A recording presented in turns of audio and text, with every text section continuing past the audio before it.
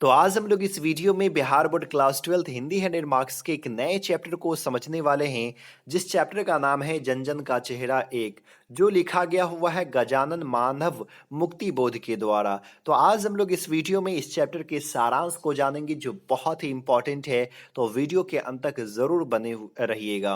और इससे पहले भी कई सारे चैप्टर का वीडियो अपलोड हो चुका है। अगर अभी तक आप लोग वो वीडियो नहीं देखे हैं तो कृपया करके प्ले लिस्ट में जाइए हिंदी फॉर 2021 और सभी वीडियो को देख लीजिए, ताकि घर बैठे बैठे बोर्ड एग्जाम की तैयारी आप अच्छे से कर सके। तो चलिए इस वीडियो के सारांश को शुरू करते हैं और समझते हैं कि कहानी में, इस कविता में कवि क्या कहते हैं। गजानन मानव मुक्ति बोध द्वारा रचित कविता जन जन का चेहरा एक में विश्व की विभिन्न जातियों एवं संस्कृतियों के बीच एकरूपता को दर्शाया है। देखिए, इस चैप्टर को पढ़ने से पहले मैं बता दूं कि बहुत ही अच्छा चैप्टर है। और इस कविता में कवि जो है बताने की कोशिश कर रहे हैं कि दुनिया में जितने भी लोग हैं ना, वो एक ही तरह के परेशानियों का सामना जो है सो कर रहे हैं, और एक ही लोगों से वो परेशानी हो रही है। तो उसको बताने की कोशिश जो है सो किए हैं। और इस दुनिया में जितने भी इंसान हैं, अपने अधिकार के प्राप्ति के लिए जो है सो संघर्ष कर रहे हैं, लड़ाइयाँ जो है सो कर रहे हैं, ताकि जो एक इंसान का जो अधिकार होता है वो अधिकार मिल सके। और वो कहते हैं कि अपने अधिकार से जो वंचित है वो सिर्फ भारत के लोग ही नहीं, यानी सिर्फ एक देश के लोग नहीं, बल्कि विश्व में जितने भी लोग हैं, जिस भी कोने में लोग हैं, सब एक ही तरह की परेशानियों का सामना जो है सो कर रहे हैं। चाहे उसकी संस्कृति अलग हो, चाहे उसकी जाति अलग हो, लेकिन सब एक ही तरह के परेशानियों का सामना कर रहे हैं। तो उसी चीज़ को इस कविता में बताने की कोशिश किए हैं। तो गजानन जो है सो कहते हैं कि विश्व की विभिन्न जातियों एवं संस्कृतियों के बीच एकरूपता को दर्शाया। कवि ये कह रहे हैं कि विश्व में जो है सो अलग अलग जाति है, अलग अलग संस्कृति है, लेकिन सबके बीच में एक रूपता है, यानी कि सब एक समान है। एग्जाम्पल तौर पे इंडिया में कोई जाति है और कोई जाति जो है सो अफ्रीका में है। तो कवि ये कहते हैं, हो सकता है भाषा से वो अलग हो, उसका चेहरा अलग हो, रंग अलग हो, कलर अलग हो, लेकिन सब समान है, क्योंकि सब एक ही परेशानियों से जो है सो जूझ रहा है। भले ही वो अफ्रीका में है और एक जाति इंडिया में है, लेकिन सब एक ही तरह के परेशानियों का सामना कर रहा है, सब अपनी जिंदगी में संघर्ष कर रहा है। कवि के अनुसार प्रत्येक महादेश, प्रदेश तथा नगर के लोगों में एक सी प्रवृत्ति पाई जाती है। और यहाँ पे कवि ये कहते हैं कि कोई भी देश हो, कोई भी प्रदेश हो, कोई भी महादेश हो, कोई भी नगर हो, जहाँ जहाँ पे लोग हैं, सबकी प्रवृत्ति यानी कि सबका स्वभाव जो है सो एक समान है, एक जैसा है।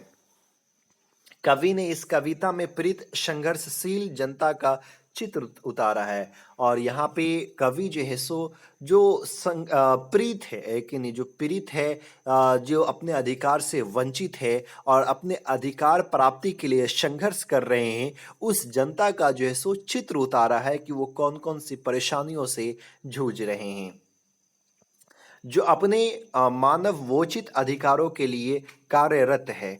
और यहाँ पे कवि ये कहते हैं कि वो जो संघर्षशील जनता है, वो अपने अधिकार के प्राप्ति के लिए संघर्ष कर रहा है, कार्य कर रहा है, काम कर रहा है, ताकि उसका अधिकार जो है उसे प्राप्त हो सके। यह संघर्ष विश्व के सभी क्षेत्रों में फूट रहा है, जो न्याय, शांति, बंधुत्व पाना चाहता है।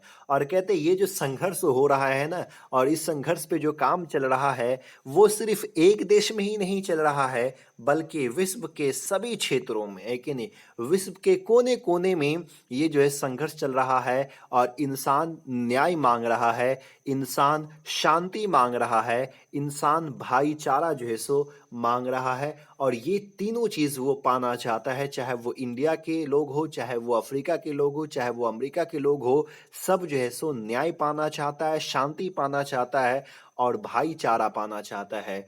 तो ये अलग अलग देश है और हर तरफ देखिए तो लोग इसी चीज़ की मांग करते हैं। तो कवि यही कहना चाहते हैं कि भले ही वो अलग देश के हो सकते हैं, अलग प्रदेश के हो सकते हैं, अलग देश के हो सकते हैं, लेकिन सबकी मांग यही तीन चीज़ें, न्याय, शांति, भाईचारा, ताकि इंसान सही सही, खुशी खुशी जिंदगी जो है सो जी सके और इस दुनिया से जा सके। आगे कवि कहते हैं, इस प्रकार यह संघर्षशील जनता एक ही है, एक सूत्र से पिरोई गई है। तो इस तरह से अगर देखा जाए तो सभी संघर्षशील जनता जो है वो क्या है, एक ही समान है, एक जैसा ही है। जनता एक ही धरातल पर खड़ा है, उसकी सोच भी एक ही है, उसकी पीड़ाएं भी समान हैं। अब यहाँ पे कवि क्या कह रहे हैं कि जितनी भी जनता है, चाहे वो अमेरिका की जनता हो, चाहे वो जापान की जनता हो, सब एक ही धरातल पे खड़ा है, यानी कि इस धरती पे ही जो है सो खड़ा है।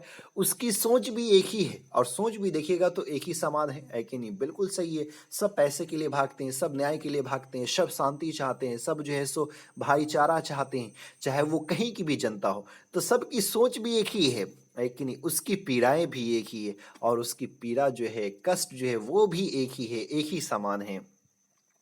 इसी कारण जन जन का चेहरा एक है, इसीलिए जो है सो हर एक व्यक्ति का चेहरा जो है सो एक समान है। विश्व में, दुनिया में जितने भी जन हैं, जितने भी लोग हैं, सबका चेहरा एक समान है। आगे कवि कह रहे हैं, वह जन फिर कहीं का हो, जन प्राकृतिक एक है, धूप कष्ट दुख संताप एक है, चेहरे पर परी झुर्रियों का रूप भी एक है, और संघर्षशील मुट्ठियों का लक्ष्य भी एक ही है। अब यहाँ पे कवि कह रहे सबका चेहरा तो एक ही है। अब चाहे वो जन कहीं का हो, है ना, सब तो इसी धरती पे है। अब वो जन कहीं का हो, लेकिन सब के लिए धूप एक ही है, प्राकृतिक एक ही है, कष्ट एक ही है, दुख एक ही है, संताप एक ही है कि नहीं? चाहे वो कहीं भी हो, दुनिया में कहीं भी वो लोग हो, है कि नहीं? सबके साथ ये समस्याएं हैं, और चेहरे पर झुर्रियों का रूप भी एक ही है, और चेहरों पे जो ये संघर्ष जो कर रहे हैं, झुर्रियाँ जो है वो भी एक ही है, और सबका लक्ष्य भी जो है ना सो एक ही है कि हमको इन चीज को प्राप्त जो है सो करना, और इन चीज से जो है सो उबरना है। यही नहीं, यह एकता एक रूपता बड़ी विलक्षण है। और कहते हैं कवि कि ये जो एकता है ना, यूनिटी जो है ना, ये बड़ा अनोखा है। सब लोगों की मांग एक ही है, और शायद ऐसा बहुत ही कम देखने को मिलता है कि पूरी दुनिया के लोगों की सोच एक हो, और एक ही चीज की वो मांग जो है सो कर रहे हो। हर स्थान पर एक ही है जनता का दल, उसका पक्ष भी एक ही है। हर स्थान पर एक ही है, जनता का दल हो, उसका विपक्ष हो, लेकिन उसका पक्ष हो भी एक ही है। यह लाल सितारा जो तुम देखते हो, सर्वत्र एक ही है। अब कह रहे ये जो लाल सितारा हम लोग देखते हैं ना, वो पूरी दुनिया में सारी जगह पे जो है ना सो क्या है, एक ही है, एक ही समान वो दिखता है।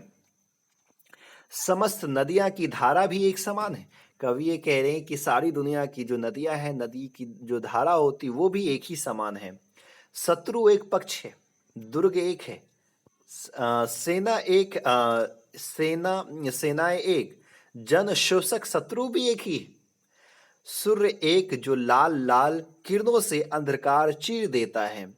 विभिन्न, अब यहाँ पे कवि सब कुछ एक बात कर रहे हैं, शत्रु पक्ष एक, जो जनता का जो दुश्मन होता है, वो दुश्मन कौन है आप सबको मालूम है, और ये सिर्फ एक देश में नहीं, हर देशों में। तो शत्रु पक्ष एक ही है, दुर्ग भी एक ही है कि नहीं? हर देश में देखेंगे तो एक राजाओं के लिए, या फिर कह सकते हैं कि जो सत्ताधर जो पार्टी होती है, उसके लिए दुर्ग एक ही होता है। सेनाएं हर देश के लिए भी होती है, जन शोषक शत्रु भी एक ही है। तो सब के लिए एक ही है। और यही नहीं कवि रुकते हैं, बल्कि ये कहते हैं कि जो सूरज की जो लाल लाल किरणें होती है, वो भी सबके लिए एक समान ही है, जो अंधकार को जैसो चीरता है।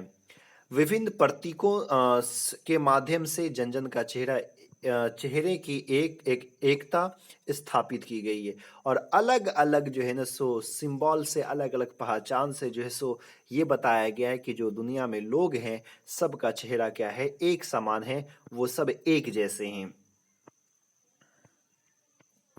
आगे कवि कह रहे हैं, सत्य का उजाला एक, सबकी वेदनाएं एक, यानी कि सबकी परेशानियां कष्ट एक, हिम्मत एक समान। इसके साथ भारत का अपना अस्तित्व अलग है, मात्र कुछ मामलों में। लेकिन आगे जो है सो टॉपिक बदला गया है, कवि जो है सो आगे टॉपिक बदलते हैं और कहते हैं कि सब तो एक है, लेकिन इस मामले में थोड़ा भारत का अस्तित्व जो है ना, थोड़ा सा अलग है कुछ मामलों में, है कि नहीं? वो कुछ मामलों में कौन कौन सा भारत का अस्तित्व अलग है, कवि अब उसको बता रहे हैं। चलिए थोड़ा उसको भी देख लेते हैं। यहाँ सभी ओर भाई है, सभी ओर जन जन का चेहरा एक बहने हैं। सर्वत्र कन्हैया ने गाय चराई है। तो यहाँ पे कवि ये कह रहे हैं कि सभी और भाई भाई है कि नहीं, और यहाँ पे हर जगह पे जो है सो कन्हैया ने गाय चराई है।